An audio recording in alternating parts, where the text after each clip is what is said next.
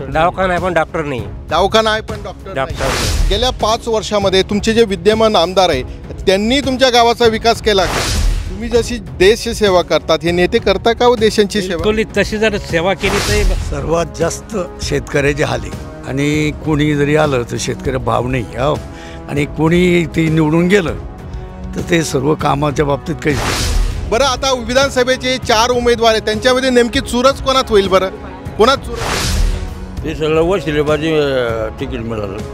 जे जुने कार्यकर्ते होते, पोले झाले, काजी झाले, त्याला डावलून या बैला तिकीट जनरल ना, हे नाराज आहे नाही लोक. नमस्कार, मी राजेंद्र भोसले. आज मंथन मराठीची टीम ही बरकतपूर इथे आलेली आहे. मंथन मराठीच्या माध्यमातून आपण तालुक्यातील विविध गावामध्ये जात असतो आणि नागरिकांच्या समस्या जाणून घेत असतो. विधानसभेचा आमदार त्यांना नेमका कसा हवा आहे, त्यांच्या समस्या काय आहे, ज्येष्ठ नागरिकांच्या समस्या काय आहे, या सर्व गोष्टी आपण या नागरिकांकडनं जाणून घेत असतो. आपल्यासोबत या बरकतपूर येथील काही ज्येष्ठ नागरिक आहेत, त्यांच्यासोबत आपण संवाद साधूया. काका, काय नाव सांगशाल तुम्ही? काय नाव जंगले फौजी बरकतपूर. फौजी जंगले. बरं, मला एक सांगा की काय समस्या आहे तुमच्या गावात? समस्या तर पुष्कळ आहे. समस्याला तर चालूच आहे पहिल्यापासून. जसं आले रोड रस्ते हे ते बिलकुल धुळीला मिळालेले, गड्डे, बैलगाडीला आकाला गारा लागतो. बरं, मला एक सांगा की गेल्या 5 वर्षापासून तुमच्या तालुक्यात तुमच्या गावाचा विकास झालेला आहे का? विकास थोडा झालेला आहे पण मनात तसा नाही झालेला आहे. तुम्हाला अपेक्षित असा झालेला नाही? अपेक्षित तसं झालेलं नाही. काय कुठले असे प्रश्न आहे की ते अजूनही प्रलंबित आहे? बरेचसे प्रश्न आहे. रोड रस्ते आहे, भाव आहे, तिथून नाही तर बरेचसे शिक्षणाचे आहे. मुलांच्या शाळेला जाण्याला 2-2 किलोमीटर पायी जाता गाड्यात, त्या रस्ता नसल्यामुळं बरेचसे प्रश्न आहे. रस्त्याचे, शाळेचे प्रश्न, आरोग्याचे प्रश्न आहेत. काका, काय सांगाल? काय तुमची तब्येत कशी?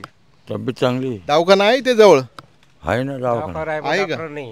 दवाखाना आहे पण डॉक्टर नाही. दवाखाना आहे पण डॉक्टर नाही. बरं, अशी तक्रार तुम्ही मग तुमच्या लोकप्रतिनिधीकडे, तुमची जिल्हा परिषद सदस्य असेल, विधान परिषद सभेचे सदस्य असेल, आमदार असेल, यांच्याकडे तुम्ही तक्रार करत नाही का? तक्रारी करून कोणी लक्ष देत नाही ना. जिल्हा परिषद तक्रारी केल्या. दवाखाना आहे पण डॉक्टर नाही, अशी परिस्थिती या बरकतपूरची आहे. तक्रारी करून सुद्धा कोणीही लक्ष द्यायला तयार नाही आहे. मला एक सांगा की आपण एका विषयावरती लक्ष केंद्रित करूया. महाराष्ट्रामध्ये जे फोडाफोडीचं राजकारण झालं त्याबद्दल तुमचं काय मत आहे? काय सांगता? काही नाही साहेब, एक खोके घेऊन घेतले त्यानं मोकळे होऊन गेले. ते शेतकऱ्याकडे नुकसान जे झालं शेतकऱ्याचं तिकडे काहीच पाहू लागले नाही. ते खोके घेऊन मोकळे झालेले आहेत. शेतकऱ्यांकडे कोणीही लक्ष द्यायला तयार नाही. मला सांगा की आपल्या तालुक्यामध्ये विधानसभेचं निवडणूक लागलेली, तुम्हाला तर माहितीच असेल. त्यामध्ये जवळपास 16 उमेदवार आहेत. प्रमुख 4-5 उमेदवारांची नाव सांगता येतील? सांगता येईल ना. ते उदयसिंग आमदार आहे आमचे, उदयसिंग. त्याच्यानंतर हर्षवर्धन दादा आहे, त्याच्यानंतर त्याची बायको आहे. पण आम्हाला मनोज पवार, ह्यावेळेस मनोज पवारला मतदान द्यायचं आम्हाला. अच्छा, यावेळेस तुम्हाला मनोज पवारांना मतदान द्यायचं. तुम्ही हातामध्ये त्यांचं पॉम्पलेटच घेऊन बसलेले दिसत आहेत. असो, आपण गेल्या 5 वर्षामध्ये तुमचे जे विद्यमान आमदार आहे त्यांनी तुमच्या गावाचा विकास केला का? थोडाफार केलेला आहे. केलेला आहे. तुम्हाला जे आश्वासनं दिलेले होते ते केले का त्यांनी पूर्ण? नाही केले. बरं, एक सांगा की तुम्ही रिटायर फौजी आहे, तुमच्या काय समस्या आहे? एकदम सैनिकांच्या काय समस्या आहेत? सैनिकांचं तर इथं वारीच नाही, सैनिकांची इज्जतच नाही. तर कारण सैनिकांची इज्जत असते बॉर्डर लाईन गाव असतात त्या तिथं इज्जत आहे. यांना काय माहिती आहे की फौजी काय म्हणून नाही. कारण यांना इथे बघितलेलं नाही फौजीचं. बर्फामध्ये, या लढाईमध्ये, कारगिल लढाईमध्ये कोणतंच काही माहिती नाही इकडे काय म्हणून नाही. तुम्ही जशी देश सेवा करतात हे नेते करता का हो देशांची सेवा? तशी जर सेवा केली तर भारत हे एक सोन्याची चिडिया बनल. भारत एक सोन्याची चिडिया बनल. देश सेवा प्रामाणिकपणे करताना आपल्याला दिसत नाही असं यांचं म्हणणं आहे. काय सांगशाल काका? सर्वात जास्त शेतकऱ्याचे हाल आहे आणि कोणी जरी आलं तर शेतकरी भाव नाही हो. आणि कोणी ते निवडून गेलं तर ते सर्व कामाच्या बाबतीत काहीच नाही, विकास नाही. टक्केवारी जिथे भेटल तिथे. आणि शेतकरी एकदम डबघाईत आलेला आहे. शेतकरी डबघाईत आलेला, भाव नाही मालाला, कोणत्याच मालाला. शेतकऱ्याला कुठेही किंमत नाही. शेतकऱ्याच्या मालाला भाव नाही. शेतकऱ्यांची सर्व काही परिस्थिती डबघाईस आलेली आहे. शेतकऱ्यांकडे लक्ष देण्यासाठी कोणी नाही. काय तुम्ही काहीतरी सांगत होते? आपलं हेच पुरा पाण्याचं. बरं, आता विधानसभेचे 4 उमेदवार आहेत, त्यांच्यामध्ये नेमकी चुरस कोणात होईल? बरं, कोणात चुरस होईल काका? सहसा असा अंदाज वाटतो हर्षवर्धन आणि मनोज पवार.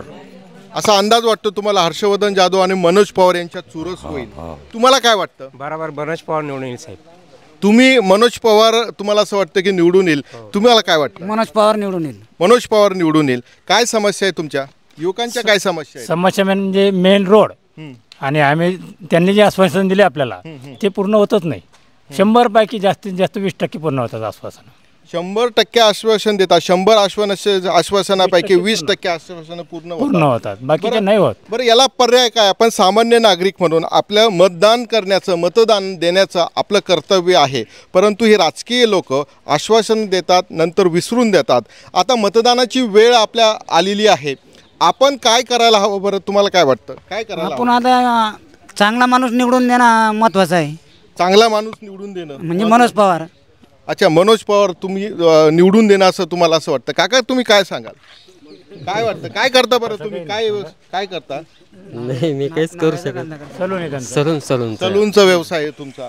आहेत रिटायर्ड, यांना काहीतरी सांगायचं, काहीतरी सांगत होते तुम्ही. म्हणजे हे नवीन आहे, फ्रेश आहे आणि नवीन परिवर्तन पाहिजे. कारण यांनी सत्ता भोगलेली, हे सत्तावर येतात नंतर काहीच करत नाही आहे. कमीत कमी नवीन माणसाला, आणि चांगला माणूस आहे, देवधार्मिक माणूस आहे, आणि तिथून इथं मुलांना रोजगार देण्याची त्याच्यामध्ये कॅपॅसिटी आहे असं त्याच्यामध्ये दिसून येतं. रोजगार देण्याची कॅपॅसिटी असं एकंदर दिसून येतं. संजना जाधव यांनी शिवसेनेमध्ये प्रवेश केला. पूर्वी ते अपक्ष होत्या, कुठल्याही पक्षामध्ये त्यांचा प्रवेश नव्हता. त्या शिवसेनेत आल्यात आणि त्याच्यामुळे त्यांनी पक्षाचं तिकीटसुद्धा मिळवलं आहे. त्यांना कसं मतदान होईल? ते सगळं वशिलेबाजी तिकीट मिळालं. जे जुने कार्यकर्ते होते, कोले झाले, काजी झाले, त्याला डावलून या बैला तिकीट देण्यात आलं ना, हे नाराज आहे नाही लोक. अच्छा, डावलून तिकीट देण्यात आलेलं आहे, ताकदीचा पॉवरचा उपयोग करण्यात आला. कारण रावसाहेब दानवेची मुलगी होती, तर दिल्लीहून तिकीट आणून हे नाराज झाले ना बाकी लोक. याचा परिणाम या सभेवर मतदानावर होईल? परिणाम होईल ना. काय नाराज लोकही नाही. काय सांगत होते? 100% परिणाम होईल साहेब. रावसाहेब दानवे किती वशिला चाकवा असेल, आमच्या तालुक्यात चालणार नाही.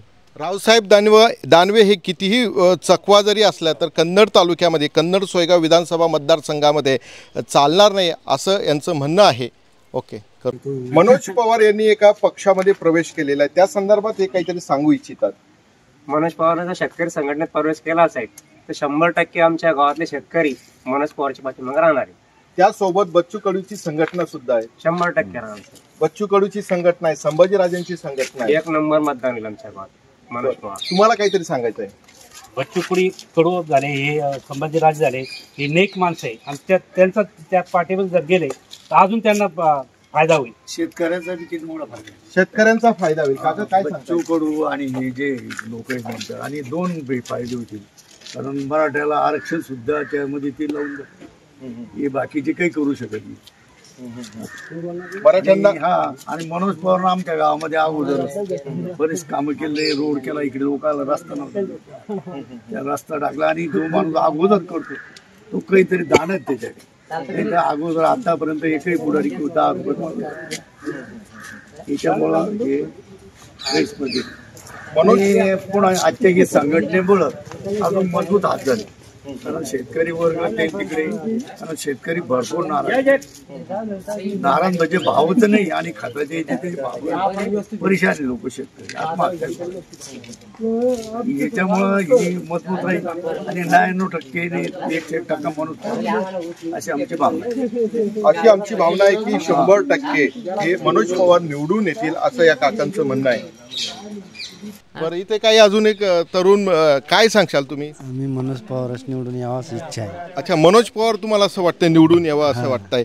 बघा, आपण कुठल्याही पक्षाचं तुम्हाला सांगितलं नाही की कुणाचं नाव घ्यावं वगैरे. आपण सार्वत्रिक अशा सर्वसाधारण समस्या जाणून घेतोय बरकतपूरमधून. परंतु इथे आता आपल्याला असं लक्षात येतं आहे की मनोज पवार आणि हर्षवर्धन जाधव या दोघांमध्ये या विधानसभेमध्ये चुरस होईल असंच एकंदर चित्र आपल्याला या बरकतपूरमधलं दिसत आहे. मी राजेंद्र भोसले, कॅमेरामन संदीप शिंदेसह मंथन मराठीसाठी बरकतपूर.